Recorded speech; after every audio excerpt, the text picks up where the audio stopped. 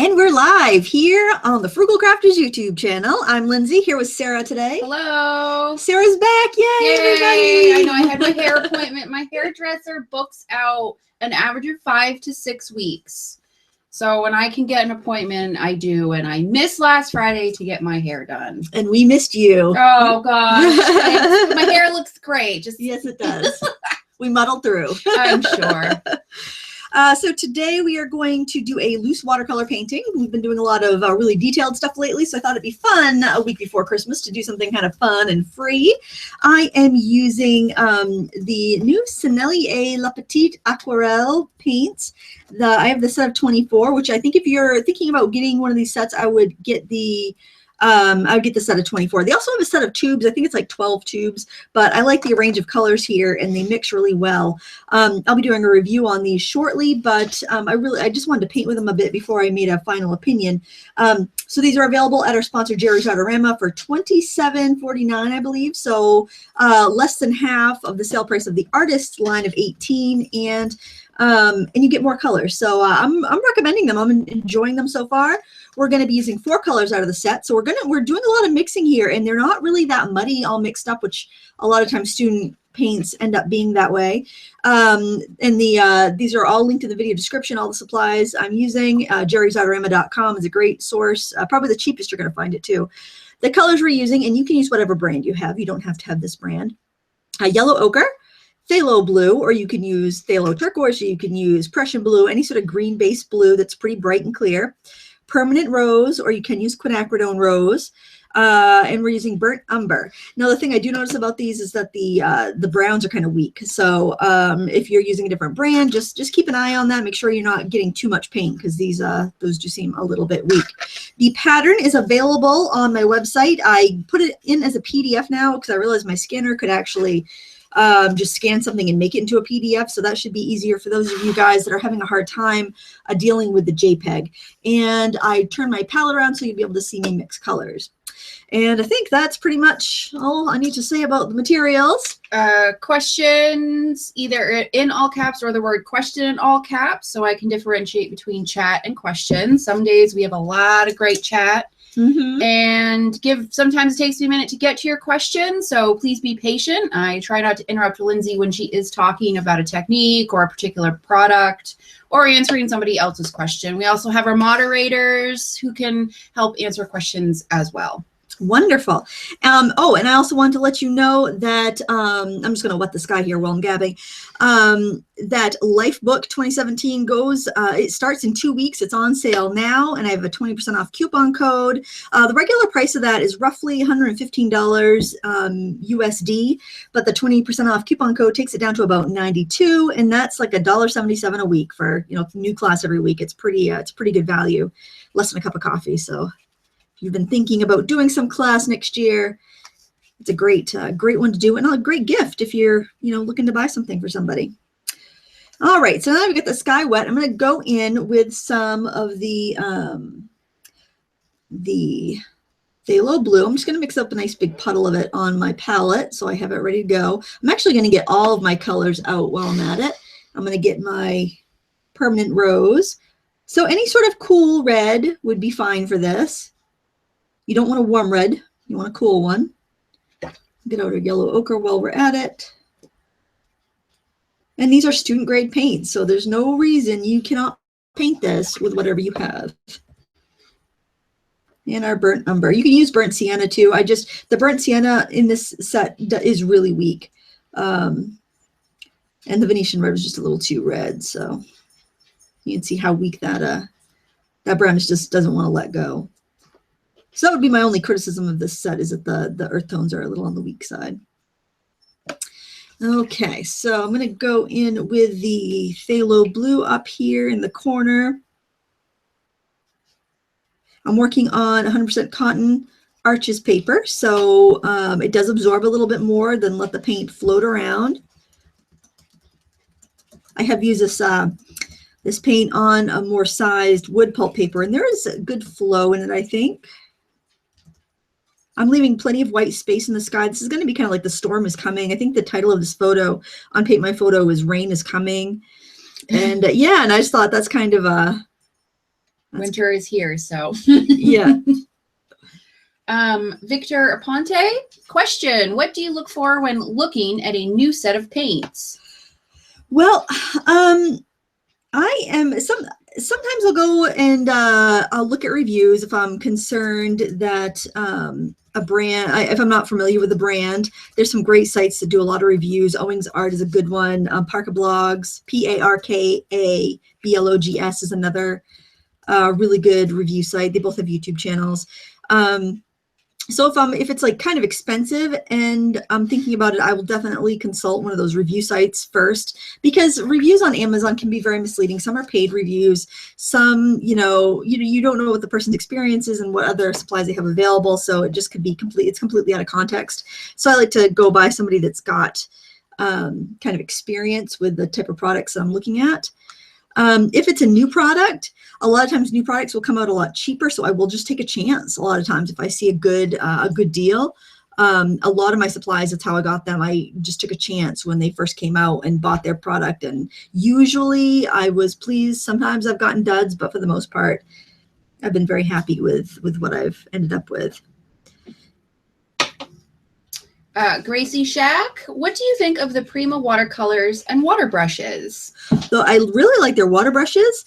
I like their watercolors too. What I'm doing is just taking a wet brush and just kind of pulling some of that color down a little bit so I don't have a hard edge. I like them. They have Lightfast information that you can download on their website. I don't know if, without knowing the pigment information though, I'm really leery of trusting their Lightfast information, because I don't know, I like to know what pigments are in it, because if they say something is Lightfast but it contains a known fugitive pigment, then I just want to know that. But I'm happy with the quality of them. Painting with them is wonderful. And they're certainly good value for the money. I think they're very inexpensive. If you want to lighten up any areas of your sky, you can go ahead and blot. These are fairly staining colors that we're using today, so it's just going to lighten it slightly. But we want a stormy sky, so we're going for it. We're going to make up some gray, and these colors are going to be a little different to balance to make our gray. So I'm actually going to start by making a purple. I'm going to go in with my phthalo blue and my crimson, or it's not crimson, I'm sorry, permanent rose. I just want to show you in one wash. This is what you get with one wash. It's a very soft pink. When you put a glaze on top, you put it a little stronger, you get that darker color. So there is a bit of a color shift, probably a little more color shift than you're going to get with artist watercolors, especially when you're using it this wet. I just want to let you know about that so that you don't end up with things really washed out if you are using this set. Same thing with the phthalo blue. That's a phthalo on its own. That's one glaze. I was able to glaze over with these paints pretty well, and I'm just going to show you here. I swatched them out, and then I did a glaze over the top, and then I did a second glaze, just so you can see like how you can build up the colors. And it's another reason why they remind me a lot of the Sennelier Artist brand. Now I'm going to add some of the yellow ochre in there, and that's going to grade up pretty well. It's still pretty purple, so I need more yellow. Yellow ochre is a bit opaque, so it will almost want to brown it a little bit, but that's all right because I want to get this dirt path in there. Okay, so I'm going to get that kind of ready to go. So this is going to be our first layer on the dirt path. They're actually kind of like it's almost like a cracked asphalt. I'm going to go right ahead over the sheep legs. So if you do have that sketched on, just paint around the bodies, go right over the legs.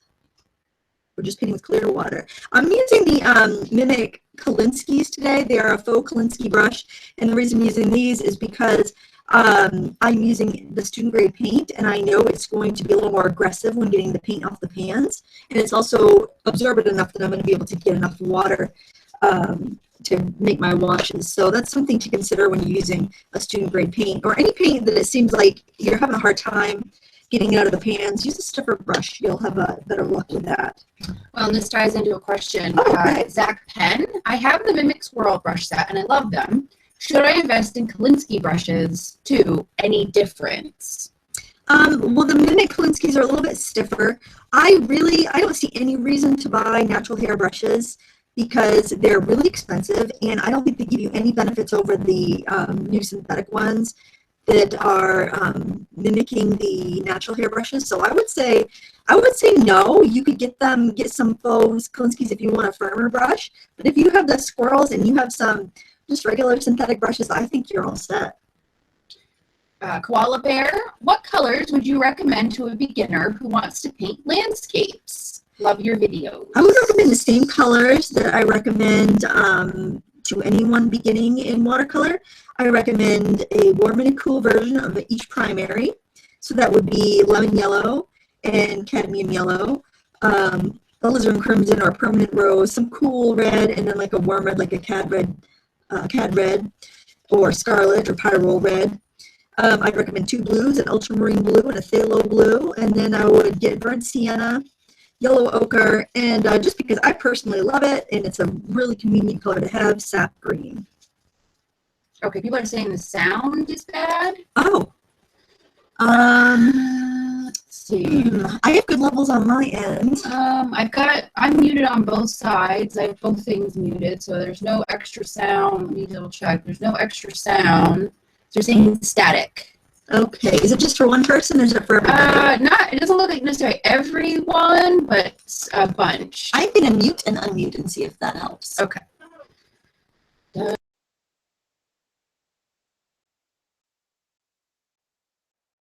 Maybe I'm too close. Does this sound any better, guys? Okay, let us know. Yes, Sound please. Crackly. This is 30 seconds delayed too. So. Okay, bad sound, static.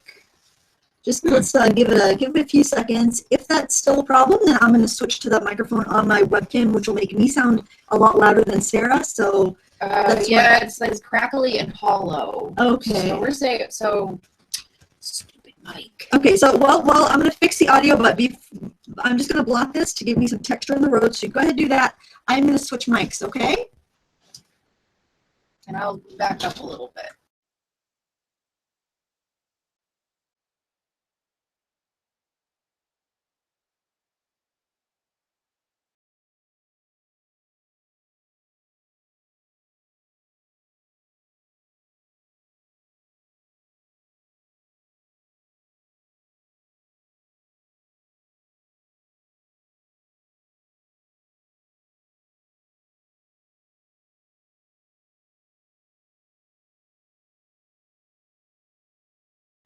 Okay. Are we better? We have someone saying no sound. How about this? Can you guys hear me now? I feel like the guy in the U.S. Cellular commercial. No sound, no better, no sound. Well, they're 30 seconds behind, so Okay. we'll just give it a couple minutes. I'm gonna have a sip of my tea. I got a Bengal spice and soy milk.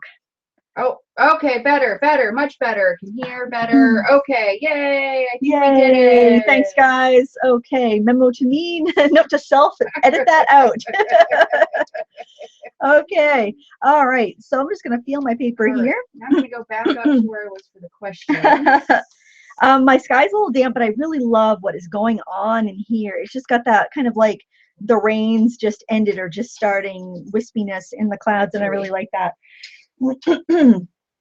So I think I'm going to work on this area back here. The paper is still damp, so I'm going to get a bit of a fuzzy edge. I don't want my color too bright, so I'm going to grab some phthalo blue, and I'm going to mix it right into that well where I had my my gray, because I don't want a really overstated blue. And I'm going to go fill this area in. Now next to the sky, it looks quite gray. You can even leave some parts unpainted, especially if you wanted some snow on the mountains in the distance, which I'm not sure if I want any deliberate snow, just because we're just getting started with winter and getting tired of the cold already. Adding a little magenta in there. Oh, permanent rose. You could use magenta for that actually too. They all pretty much use the same pigments, like a PV19. This is it, Joy. This is all the excitement. It's too cold for you to be outside. Deborah Sullivan, what's best for blotting? Paper towel or Kleenex? Does it matter? That doesn't really matter. I like the texture on a paper towel sometimes. I feel like it lasts longer because it can dry out and you can keep reusing it quite a bit. Or an old t-shirt. Yeah, I still find a paper towel to be a little bit more absorbent though. T-shirt's great for wiping your brush though.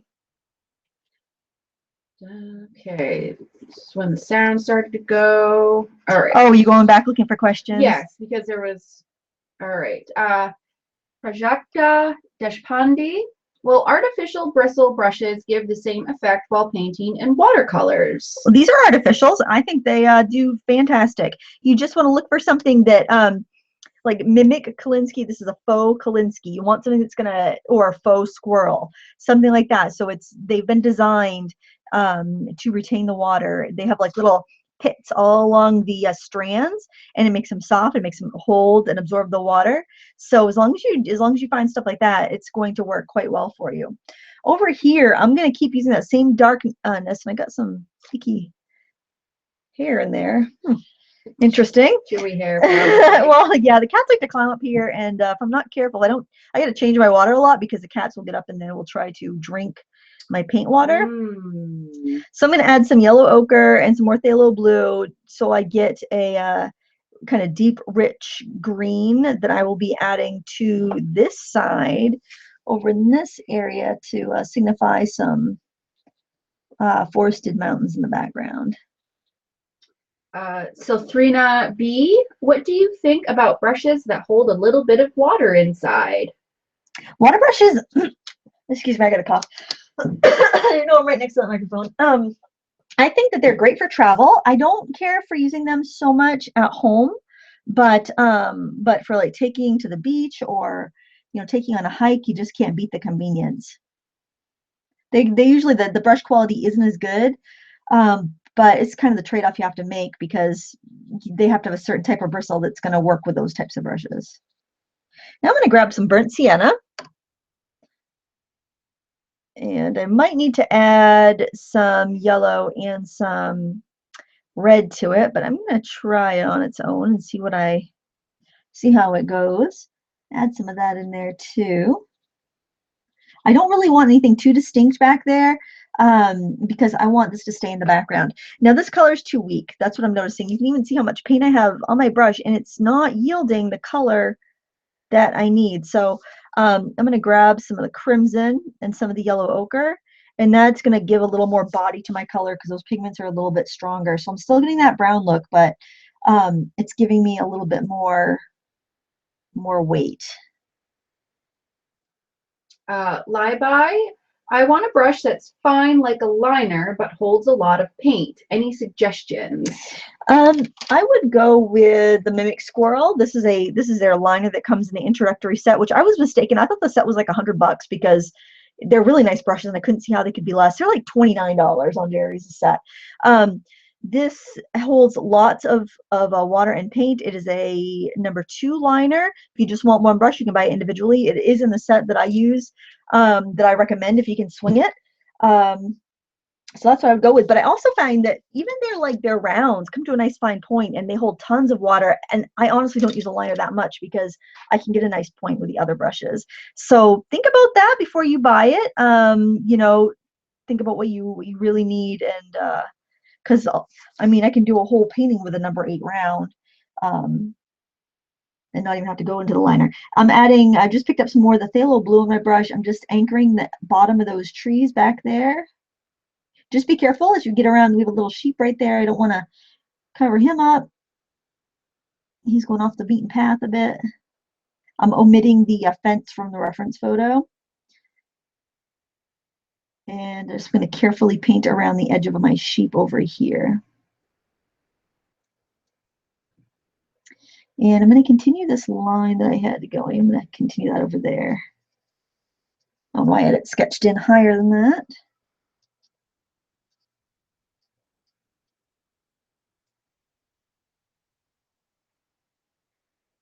Okay, I'm going to skip over here.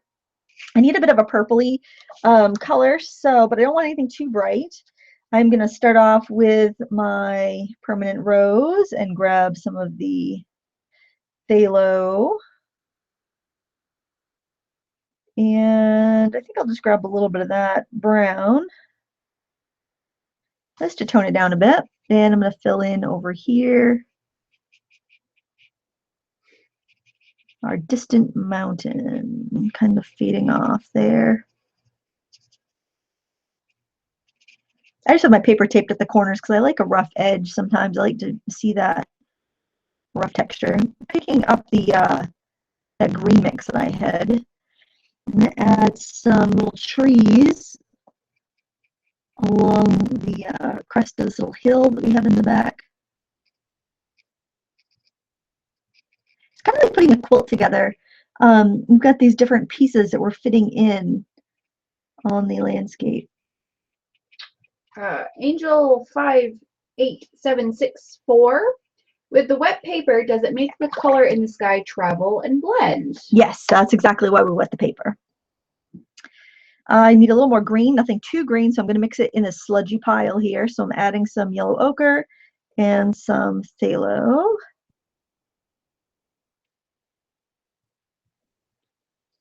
I think the cat's been wiping her face, like rubbing her face against my brushes, because I keep getting. I think that's what's happening because I'm like, why? Probably. Where is his hair coming from? She's wrapping her tail in there. Probably. Callie does have some long fur. Yeah, she's the one who likes to drink out of the water bucket. She's like, ooh, let's rub my face on this. These are mine. Victor Aponte, are you doing anything special to protect your watercolor cards from the weather while in transit? No, I just put them in an envelope when I mail them. In my shop, I have them in like plastic clear bags to keep them nice, but no, I've never really had a problem. You can wax them if you want to, but I even felt the need to. Now I'm just being careful to go around my sheep. Is a boy sheep a ram? Is that what a ram is, or is that a whole different animal? No, rams are males. So we got rams and sheep. So rams aren't. They would be called sheep. A sheep is like a female. Well, females are ewes, and males are rams. So they're all sheep. Okay. Sheep is. Oh, now they're saying the sound is going bad again. Oh man. I wonder if it's a bandwidth thing. I don't know. Well, I'll mute and I'll plug the microphone in and we'll see what happens.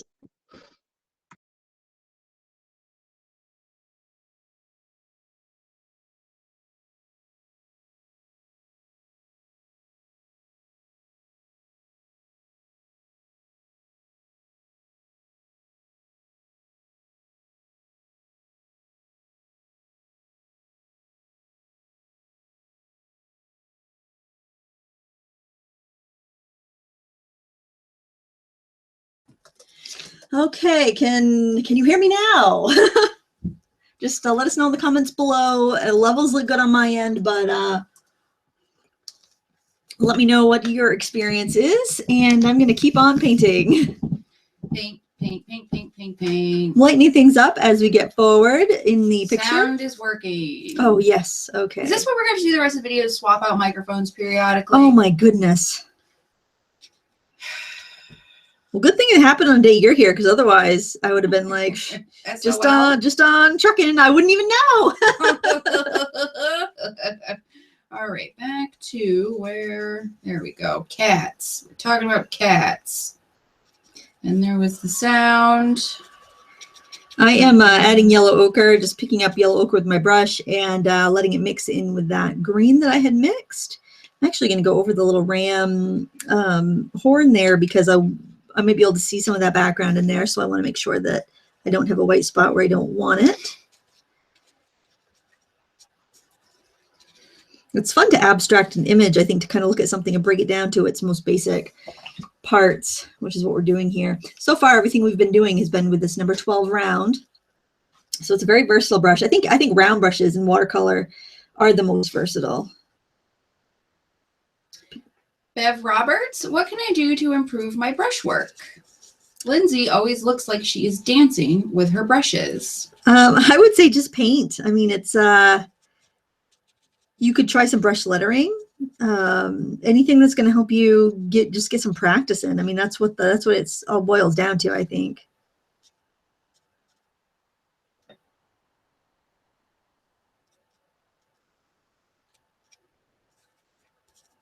4 colors. That's all we're using. Look at the range that we're getting from just those 4 colors. I think it's awesome. All right, we're going to do some of that color over here too. Man, oh man, I'm awfully well, today. It got wicked dry. Like, yeah. I was watching the humidity drop along with the temperature Man. last night. Today, I was like, oh. Kendall McCauley, if you had to choose, would you go M. Graham or Mission Gold? Gee, well, excuse me, gosh. Price-wise, Mission Gold is a steal. M. Graham's been around longer. There's reasons to choose each. M. Graham's a USA company. It's been around longer.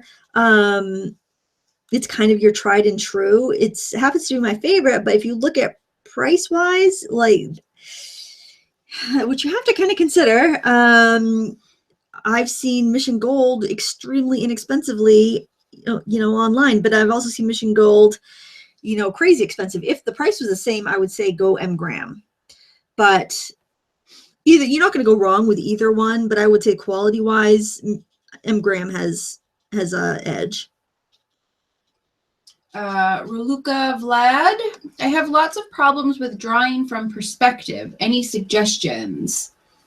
Trace, hold up, like if you're drawing from life, bring like a piece of glass or plexiglass and hold it up and draw what you see with like a dry erase marker. If you're drawing a picture, put it in a page protector and sketch, draw over the page protector. Tracing is going to help you solve your perspective problems.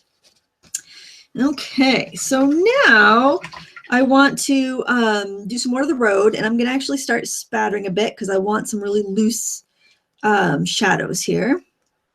I'm spattering with this big brush, so I end up with a lot of like different sized kind of shadows. And I'm going to go in and I'm going to paint the legs of my sheep, and I'm going to do them in a deep purple. So I'm going to mix the crimson fairly thickly and phthalo blue.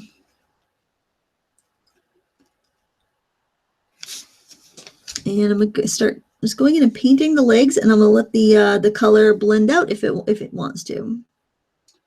Abby Vander Plume, did you mean to paint over the head of the shepherd? I took him out. He's not going to be in the painting. Yeah. There's like some bushes back there that I haven't got to yet, but yeah, I took the shepherd out. Another advantage to painting from a photograph, you can add or subtract. Yep.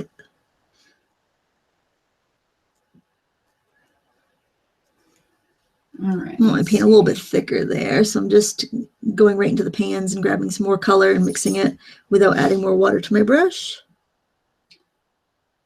James Meredith, what's the best way to learn color mixing to achieve the shade I want? Probably making a color chart, which is where you take a piece of paper and you'd put all your colors, like say you take 5 colors, you'd do 1, 2, 3, 4, 5, 1, 2, 3, 4, 5. You'd make a grid and then you'd kind of follow each color down and you mix it. So that way you'd see what those 5 colors would make in all the different combinations. And you actually end up making each color twice. So hopefully it's kind of cements it into your brain as to what the colors will do.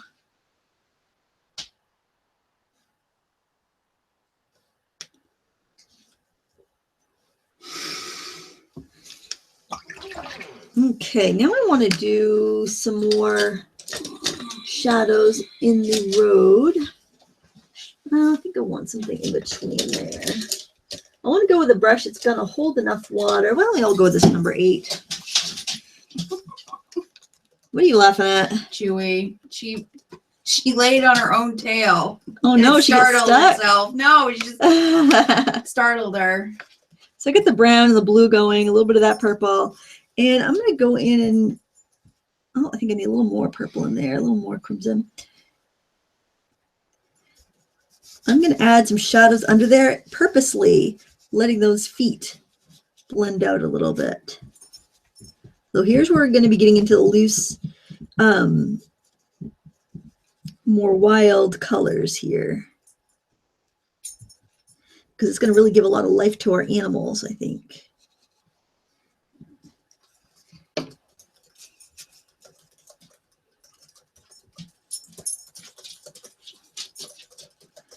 some of that blue in there on its own. It's very nice. It ties the sky in.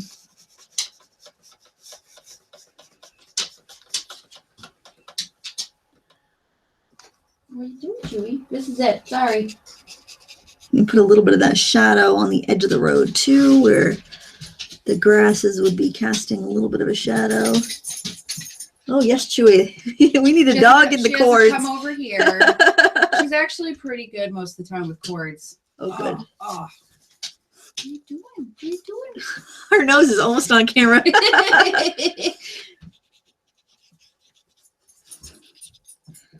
Well, she's just, it's because it's been so cold. Oh, she's lapping my elbow. Been housebound a lot. I'm going to spatter on a little bit. Oh, you know what? I think I'll use this one because this is really a stiff brush. It's a fabric brush. I'm going to try that. Okay, go ahead. Go, Chewy. Go lay down. You're fine. Just get some texture into the road there. There you go. Good girl. The Impatient Painter. I have a small set of Yarka paints, and I've looked all over to find the names of the colors. How can I find out what colors they are? There's a seller on Etsy called Pro Art Supplies. They sell all the individual pans. I think they have the big sets too. You could probably cross-reference them. There's 3 different sets of 24. I know that. So it might be a little tricky. I had that same problem because I couldn't figure out if I had the original set or the sequel set. I think turned out I had the original set. It is a little bit tricky to figure out the actual colors, but I would start there because there are no markings on the pans after you throw the wrappers away. But, you know, you can always make a color chart and just kind of go by eye. All right, I'm really happy. If you want some bigger splatters, you can go ahead and do that with a brush like this. So the softer the bristle on a brush, the bigger the spatter you're going to get generally. See, that gives me a much bigger spatter than when I was using the stiff fabric brush or if I was using a toothbrush. So just kind of keep that in mind as you're working. Angel 58764, how do you decide where to put the shadow, as I have trouble figuring out how? Well, the sun's behind the animals, so shadows are going to be kind of like under them and in front of them, so towards me because the sun's in back. But you can also do it where you want to pick up an edge. Like if you want, I really want to make sure my sheep stand out when I start painting them, so having that shadow underneath is going to help that happen. And I might need to go in and add more shadow later because I'll need to make them stand out a little bit more. All right, I think I'm also going to go in and work on this area here too. I'm going to go, I think I kind of want some like warmer browns in there. So I'm probably going to have to use my burnt sienna and just boost it up with the yellow ochre and the rose because it's just not strong enough. I probably should have chose like the Venetian red, but I don't like to add a new color at this stage of the game.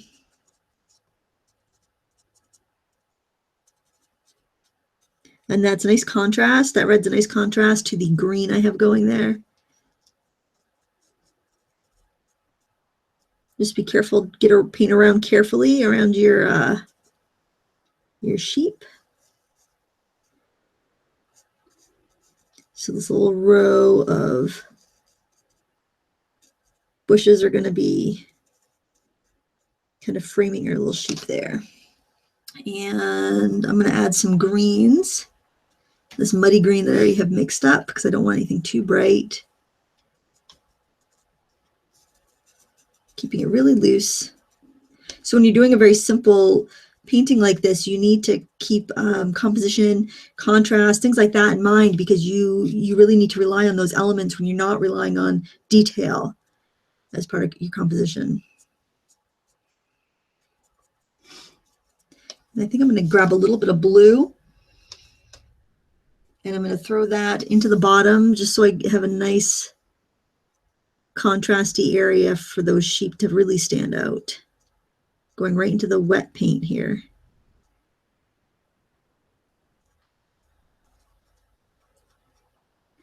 And I want my credit card scraper so I can scrape up some branches.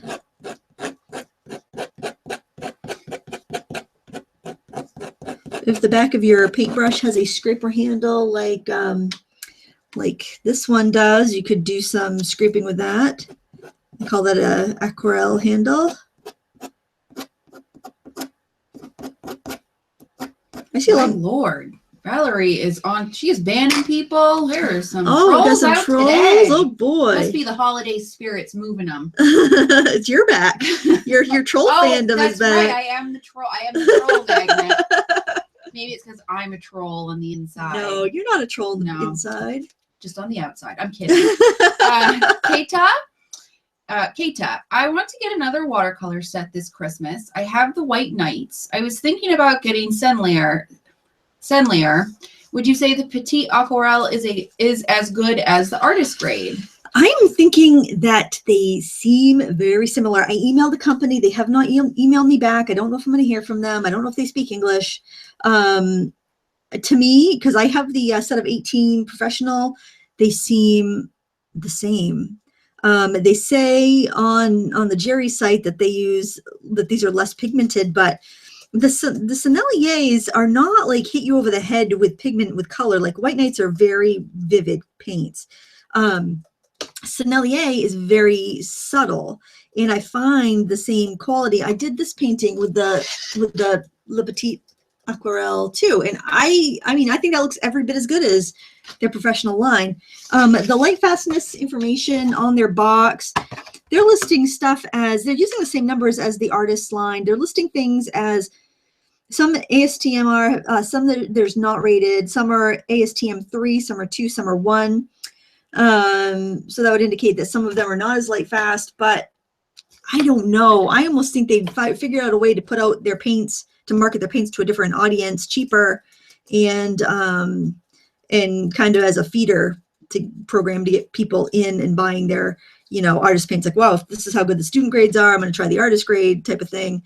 I'm not saying that's for sure what they're doing, but I wouldn't be surprised. I mean, I think it's smart. But so I'm happy with it, but you have to I would research the light fastness. I don't have any pigment information other than what's on their website listed as the artist colors. That's the only chart they have, and they do correspond with the same numbers. But I'll have a full review on that if you're interested in that a little bit more. Yeah, I don't know. I mean, without having that pigment information, I'm hesitant to say for sure go and grab them. So I'm going to go in here with this yellow ochre. It's fairly watery. Not a politician answer, huh? Well, there might be a future for you. I think I'm a little long in the tooth to start a career in politics. You're not long in the tooth by any means. Lisa Lund, when will the review of Sennelier? Sennelier. It took me forever. I never.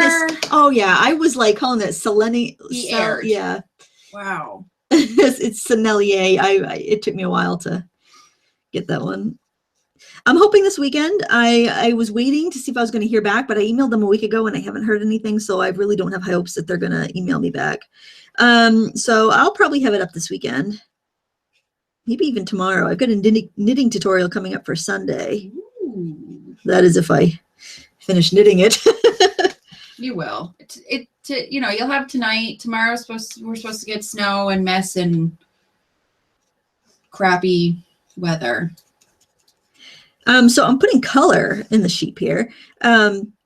Yellow ochre, some of the permanent rose. Oh, I'm seeing some green. Even though the yellow ochre is a bit of granulating color, the other colors aren't. Well, burnt sienna is a little granulating, but I am seeing some really interesting stuff happening here with the texture of the paper that I'm loving, and I'm keeping it very bright, and I'm letting the yellow be kind of like the most dominant color because I want it to pull away from the background, and I want my sheep to be kind of the most important thing happening here. So that's why I'm doing that. You do need to be careful because if you work on two items that are wet next to each other, the color is going to travel. So I am going to be skipping around a little bit unless I'm working on animals that are far in the distance and I kind of want them to blend. So keep that in mind. Yellow ochre up here. Steph 13, do you think it is good for me to only use 3 colors on my palette to practice mixing? I think that's a fantastic idea. Just make sure you get good colors that aren't muddy that will that'll mix good for you. The Almonds, I have several Zen round brushes and a couple synthetic flats and rounds. I would love to try the mimics, but not duplicate my brushes. Would the filberts be a good idea? I rarely use my flats. Let's see. I don't have any of the mimic filberts, so I don't know how pointy they are, how much you come to a point. If they came to it, I would try maybe like well, the Zens are really soft. They're softer than the squirrels, I think. I would just make sure they're long bristled if you get a filbert, because you want it to kind of come to that point. I really like, let me show you. This is a Zen, the really big round Zen. And this is the really big round mimic. And look at, they're about the same size, but look how that comes to a nice point, and this comes to a fluffy, round, kind of round, moppy shape. So I would recommend, honestly, some of these big rounds of the mimic squirrels. I don't have any of their filberts or oval washes, so I think I mean that's what I would do. Just go with a size that's different than what you normally use. I mean, what you already have, rather. I'm sorry. Adding a little purple there. Give a little shadow on the tree side. I think that's all I'm going to do for him. I forgot his legs, though. I guess I ought to put those legs in. We have a poor floating sheep over there. One lone floater. One lone sheep.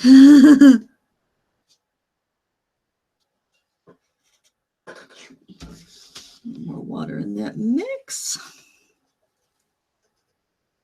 He's kind of like he's cocked his head. It's like, what are you guys doing? Where are you going? You guys are lame. I'm gonna hang over here by myself. Yeah. Or he just had a fight with his mother and he's asserting his independence. Could be. Somebody made him wear a coat on a snow day.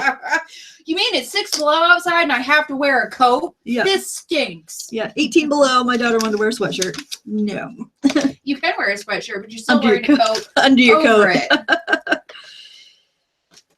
Oh, silly teenagers and preteens. I remember sort of being that age. Yeah, coats are really uncool these days. I mean, I guess they were when I was a kid too, but. Yeah. You know, you get old when you get excited about buying a new winter coat. You're like, yes, I have a new winter coat. I need a new winter coat. Actually, mine is fine, except it's a white coat and it just, the sleeves get so dingy. Yeah, I've never had a white coat for that reason. I would also spill something on it within the first 12 hours of wearing it. It would stain it for the rest of my life. It would just be. And when you wear makeup, you get makeup on the coat because like the collar's white too. Oh, so I wouldn't even think of that. I don't wear makeup very often, so. Go pretty au naturel most of the time. Nothing wrong with that. Well, it's because I'm pretty lazy and I'm not good about. I wouldn't be good about washing it off my face every night like you're supposed to. Yeah, I gotta do that. So.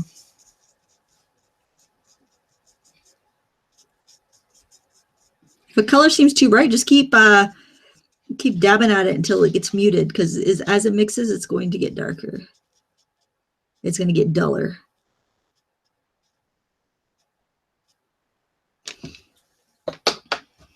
I like the rainbow sheep, though. I enjoy rainbow sheep. I think maybe I will do all these as one kind of sheep shape.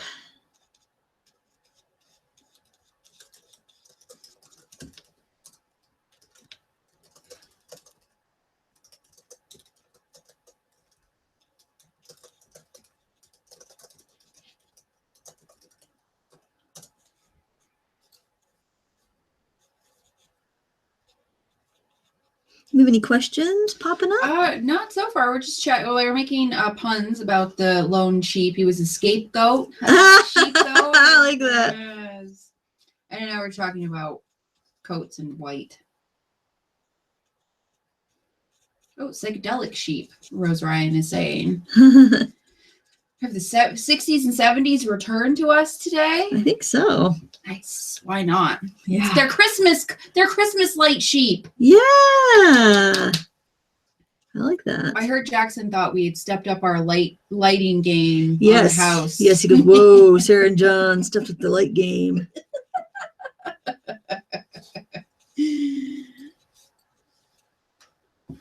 Speaking of lazy, I have no light game. I'm like, yeah, standing out in the cold, putting up lights. John did that. I did not do that. If it had been up to me, it was too cold for. I would not have done it. It was too cold for me. They're on a trip, Grace Blosser. Grace Blosser, they're on a trip. They're on a oh. They're on a trip. Yeah, I got it. Yay for puns. Joey, did you hear a cat? She's investigating. Oh.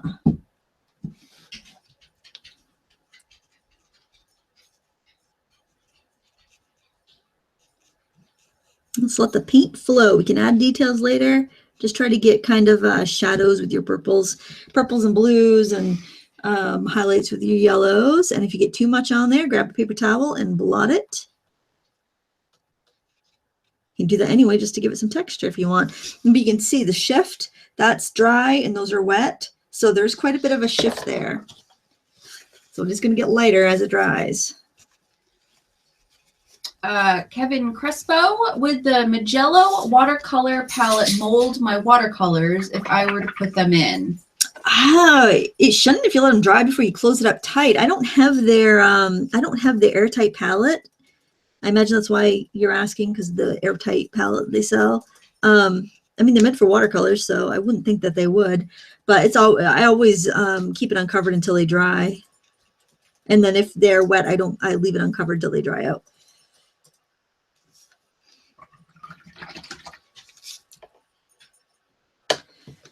Okay, I'm going to hit this with a heat tool really quick so I can dry it and keep working. So if you have any questions, go ahead and ask away.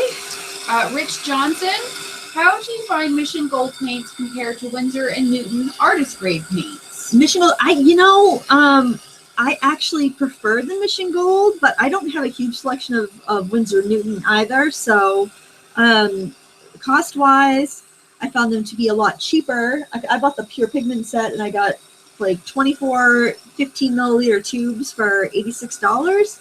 And the tubes that size in Winsor & Newton are between $20 and $30. I mean, I'm sure you can get sales and get them for less, but still, I mean, I found them to be very, very affordable. They're definitely comparable. I know there were some light fast issues people talked about before they were reformulated, but all the pigments seem tried and true from what I've seen from the set that I bought.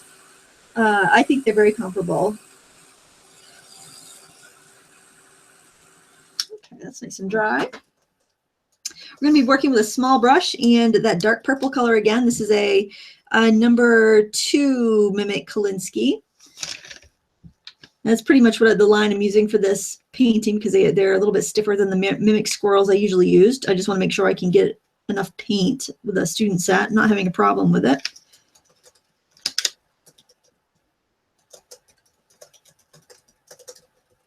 And I'm going to jump right in with this guy here and get the most defined features in first. I want to get the horns.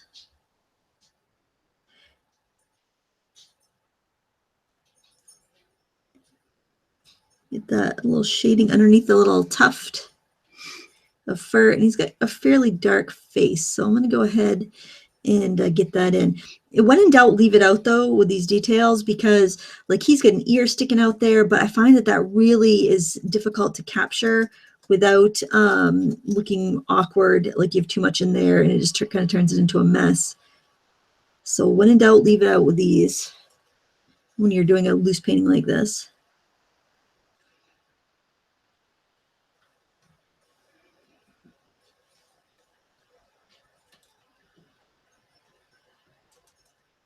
I had to shape the nose a little bit because it was looking a little too cow-like.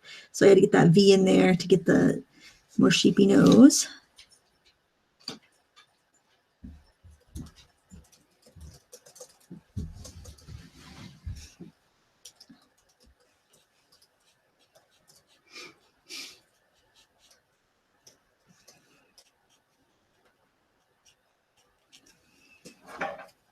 Adding quite a bit of water, grabbing some of the burnt umber. So you kind of a purpley gray color. So your husband is he is on. Oh, is he? Hi, honey. You are doing a great job, and it's spelled EWE like a U. Oh, You are doing a good job. Aw. Thanks, Jason. Aw, that's so nice, honey. Glad you could join us today. I think he usually peeks in, sees what we're up to. He's a quiet troll. Yeah. Oh, he's not a troll because he doesn't say mean things. Well, that's why he's a quiet troll. Hi, Chewy. Yes, hello. I think it's a lurker, not a troll, right? A lurker? I don't know if that's any better. He's a creeper. Is that what you're saying? You're calling your husband a creeper? No, I am not. All right. Picking up some of this brownish color. That's a question here. We're talking about onions and garlic, cabbage. You are? They are? Well, we were in the chat. Kendall McCauley, if you just can't bring yourself to paint with color, would you just add some shadowing to them in a gray or blue? How about do like burnt sienna and ultramarine? Those will make a huge shade of browns, grays, cool grays, warm grays. That'll give you a lot of choice, and you can blot where you want your whites, where you want your big highlights. But I mean, why not give it a try? I know it's kind of weird to use a lot of crazy colors, but it's a lot of fun, and it's a great way to kind of break into a day of painting. But it's your painting. You do whatever you want. I always try something new.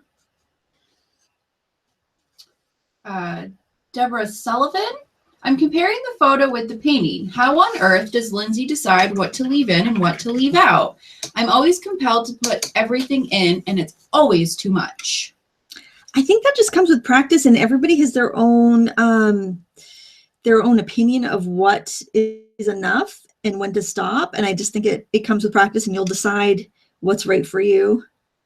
And I was going to do something more detailed, but then when I printed the photo out, it came out really dark and a little pixelated. So I decided that I would just kind of reduce it to its most basic shapes, and I kind of use that as my inspiration. I could have reprinted it and brightened it up, but I thought, well, you know what? That would be really fun to just take that and abstract it. Joan Toews. Several years ago, my hubby gave me a complete set of Daniel Smith watercolor. Some of the tubes have dried out. What is the best way to retrieve and reconstitute them? Just cut the tubes away and plop the chunks into your palette, and you'll be good to go. Just get a nice big palette that you can fit the chunks into, spritz them with some water so they stick together. And that's all I would do. I mean, I prefer to work from dry paint anyway, so I've done that before. And if they're kind of pasty, it's a little bit more difficult because then you got to kind of scrape them out. I've done that too. And I think, honestly, if I had to do that again, I would just let it dry completely. And then I would go and then I would just let them dry out completely and then just pop the chunks into a palette. Here I'm going to lay down quite a bit of color, and because I'm feeling like I'm getting a little too liney there, and then I'm going in with water. I'm going to wet the area next to it. I'm finding these colors glaze quite well. Like I'm not lifting up the color underneath when I go in there with more paint, which is something, again, that's concerning about student grade colors, but I'm not having that experience at all with these. So it's just kind of reinforcing my belief that these may be the professional range in disguise. Not that, don't quote me on that because I can't say for sure. But just in my experience of using both lines of paint, it sure seems that way.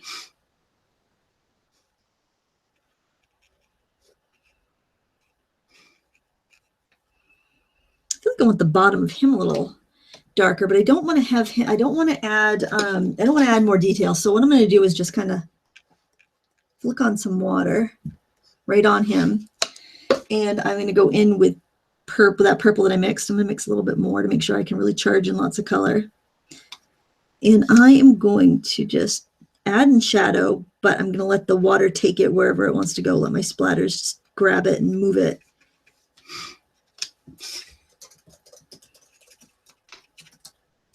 Something funny you want to share with the class? Oh, no. Grace Blosser is making a lot of great puns, and I just told her that she and John can never meet because John is also, in fact, when John was getting ready for work this morning, he was punning. So I told Grace that he and her can never meet, or if they do, I need to be out running errands because it'll just be, because John, if he is with somebody who puns, it's doesn't stop. But Grace lives in Washington, so but you never know, because if you get John and his brothers and his dad all together, especially if they've all had a beer or two, the puns just, oh my Lord, it just goes on and on. Sometimes I just leave the room. I can't take it anymore. I like a good pun. I do too, but after 5 or 10 minutes of nonstop punning. I even like a bad pun. I am getting some more of that purple. I'm really loving the shadow, and now that I have the sheep colored in, I can kind of figure out exactly what I need for more shadows here.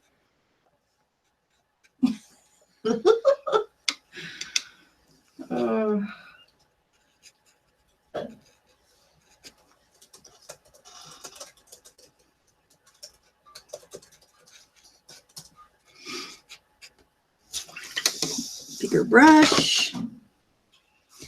The Mimic Klinskys do not hold this like as much water as the Mimic Squirrels. Just keep that in mind if you're trying to decide.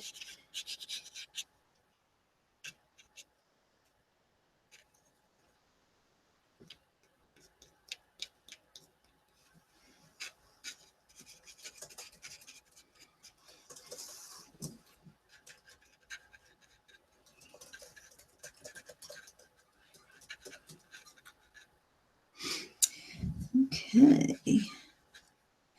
All right, do a few more details on the sheep because we only have 2 of our sheep actually detailed. As much as we're going to detail them anyway. Mixing up a lot of that. I am already getting like little divots in my red and my phthalo blue paint. The phthalo blue and the other blue that comes in here, the primary blue, are almost identical. So, I mean, that's good. If I use that up, I can always start using the other one. I don't think they're very different at all. So let's go over here and get this guy's little horns in. Ian Jackson. Lindsay, having fun with my Aqua Mini Sennelier. They are great. Oh, cool. Yeah, that's a cute little set. I've seen that.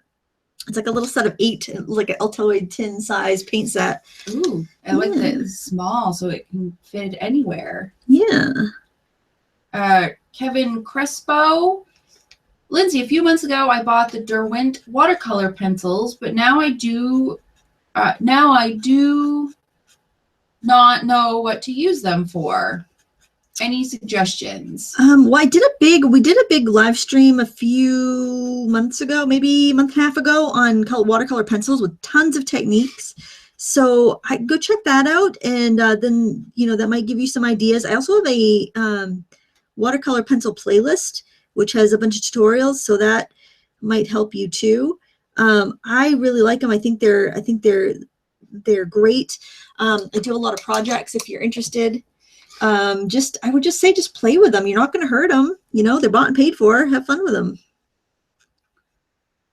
Pam H. Are some pigments made from animals? How would you know? I don't think there are any more. And they weren't really made from animals, but like Indian yellow used to come from urine. Well, actually, I mean, bone black, ivory black comes from burned bones. Let me think if there's any other. I think that's pretty much it. Most pigments nowadays, honestly, are made in a lab. Even our earth tones are organic. Our inorganic tones are made synthetically. Most of our organic tones are made synthetically because they figured out ways to make them more permanent, better than the original way to derive them from plants and minerals. So unless you're buying like the Primatech from Daniel Smith, which is kind of a gimmick, I think, because just because it comes from a real rock doesn't make it a better paint, doesn't make it's going to be brighter or last longer. you're pretty, I think just ivory black. Yeah, I think you're pretty safe. I would imagine you could find, they would have to, maybe they don't have to list materials somewhere. They'll list like pigment numbers if it's like artist quality paint, but with student quality paints, you might be up the creek a little bit, but they're generally not they're gonna go the cheapest way possible and the most efficient way possible, and that's doing it in a lab with synthetic, dyes and synthetic pigments. So, yeah, you can research it. I think black is going to be your ivory black is going to be the only situation that you have with a animal product. Ox gall is in some paints, and that comes from the gallbladder of cows. So that's something you might want to avoid. But a lot of companies are like Lucas is using a synthetic ox gall now. The Almets. I am leaving for Jamaica just after Christmas, and I'm setting up my Schminky whiskey palette. Any colors you would definitely pack for a tropical beach vacation? I would bring Tropical yeah, beach vacation. I would bring phthalo blue. I would bring permanent rose. I would bring, lemon yellow. I would bring like your brights, definitely, because you can always dull them down. Also yellow. I would bring my basic palette, just like I would for anything, I think, because you can mix whatever you want. But you definitely want those turquoisey, like from the phthalo blue. You want those, really vivid colors. BKBRP 64. Does watercolor paint wash out of clothes? Sometimes it does, and sometimes it doesn't. It should, for the most part, but these are strong pigments. There's no guarantees, really. Probably more like the reds or something. Oh yeah, staining colors are way less likely to wash out. So like reds, purples, the brighter the color, the less likely it's going to wash out. Pam H. Does any of the paper come from an animal, such as cotton? Cotton comes from a plant, so does linen, but the sizing can come from bones, like gelatin size paper. There's some companies use a synthetic sizing and some use gelatin, so you can research that if you want to. I know Fabriano Artistico uses a synthetic sizing. I will say gelatin size paper, I think, performs a little bit better, but you do what is right for you. Artistico is a wonderful paper. I use it a lot. So that's a great one to go with if you want to make sure you get a non-animal product size paper.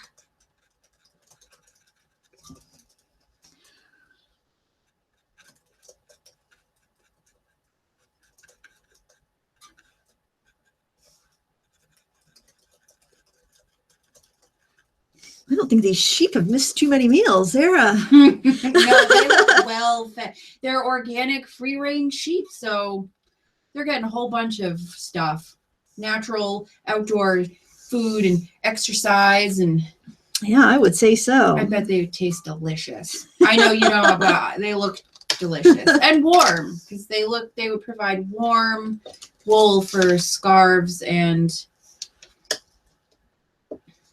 mittens and hats. That is true. I am getting some of the burnt sienna, and I'm basically just mixing it up with my darkest color that I have on my palette, because I need a dark shape for this little tree in here. I'll probably need to add a little blue to that. I need it to be liquid enough that it'll come off my dagger, but I need it to be dark enough that it will show up. So that's why I'm using a purple mix for my base and then adding the brown to it. And this is a dagger. It kind of looks like a dagger, so that's why they call it that. This might be a nice option for the person who was asking about a brush to try. I'm not sure if the Mimics have if they have a dagger, but that holds a lot of paint, and look how fine my lines I can get with that, as long as I don't press too hard. I'm going to go right off the top of that paper too. I'm going to give it some scale.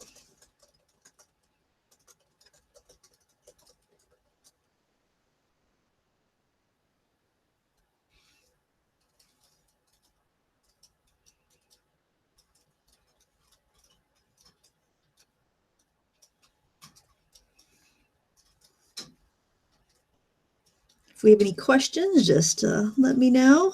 I will. Actually, people are discussing the difference between mutton and whatever the other one, roast or something.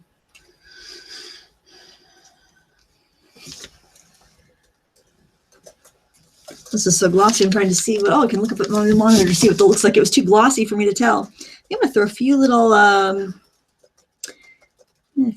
branches kind of coming out of the shrubs over here too.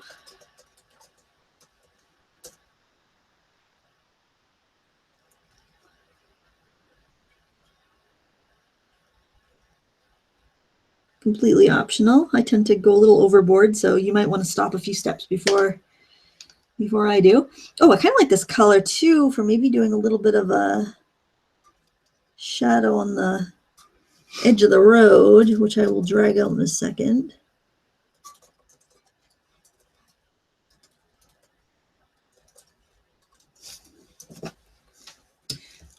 BKBRP64, is taping down your paper the key to keep the paper from going wonky? I just paint on the actual pad of paper and I can't get it to flatten out. It does help. I usually get my paper in sheets, like 22 by 30 inch sheets, and this is an eighth of a sheet. I find that cotton paper does not wrinkle as much as like a wood pulp paper, so I just tack it on the corners so I can keep that nice edge that I like, just the rough edge. But it helps if you really want to get rid of the wrinkles and have it like ironed flat when you're done. You want to stretch it, and that's when you wet the paper and you attach it to a board with gummed tape, which is like a tape it's not sticky until you wet it, and then it gets and then you wet it and you press it onto your paper, and like so it's half on your board, half off your board, and that it dries. The paper dries while it's pulled out to its tightest area, and as it contracts, it just kind of the fibers shrink and it just pulls it so tight that you could like tap on it. It sounds like a drum.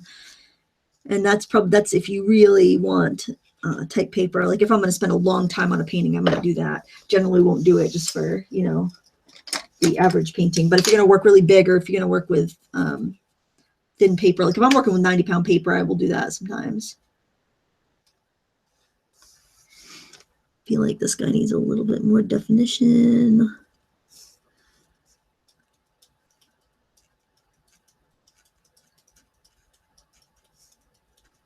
And this is pretty much just fussing now. Whatever you want to add to it, you don't have to add any more if you don't want to. I'm feeling the need for a little spatter here because I feel like I need something to loosen it up a little bit more. Feeling a little like I need a little more energy in here, so I think I will spatter some colors on with a really juicy brush. Bev Roberts, what is the point of having those pretty deckled edges when matting your painting just covers up the edges? Well, the reason that you have the deckled edges on paper is because that's the edge of the mold that the paper is made in.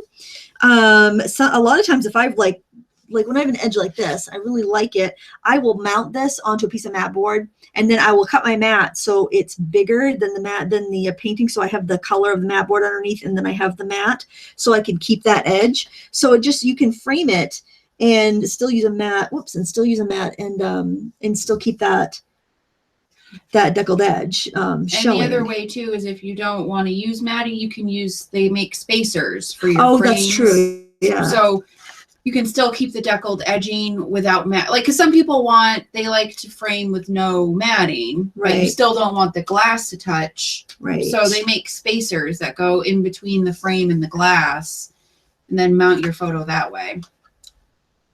Spoken from somebody who worked at a frame shop. A little bit. I know a little. I know just enough to be dangerous. Did you guys do your framing in-house there? No, we shipped it out. So I didn't do a lot of the actual like mat cutting or framing, but I helped people put it together, and I learned, some of like the basic information.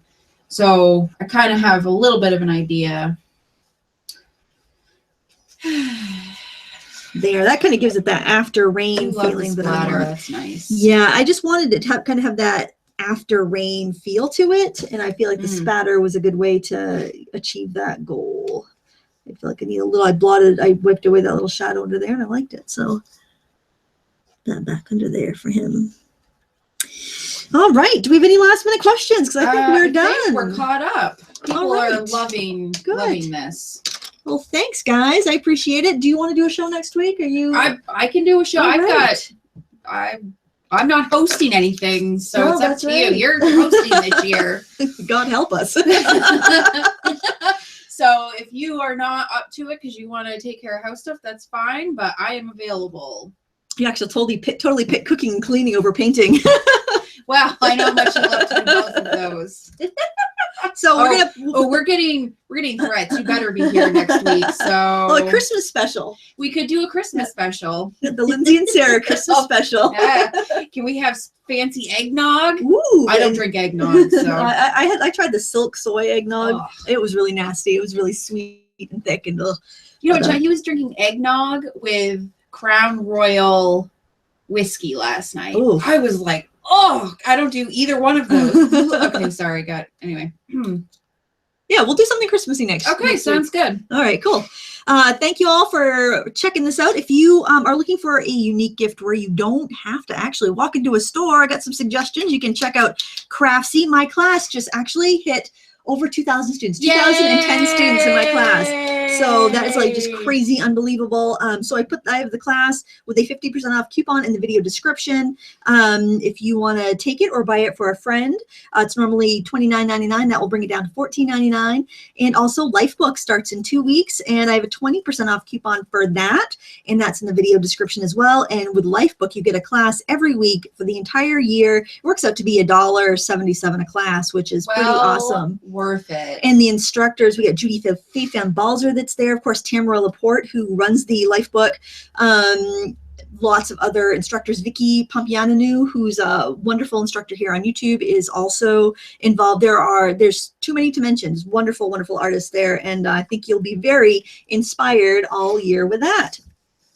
And Jerry's Artorama has a great big holiday sale going on right now. They are our live stream sponsor every week. I do appreciate it. And that's where I got this guy for $27.49 or 43 cents.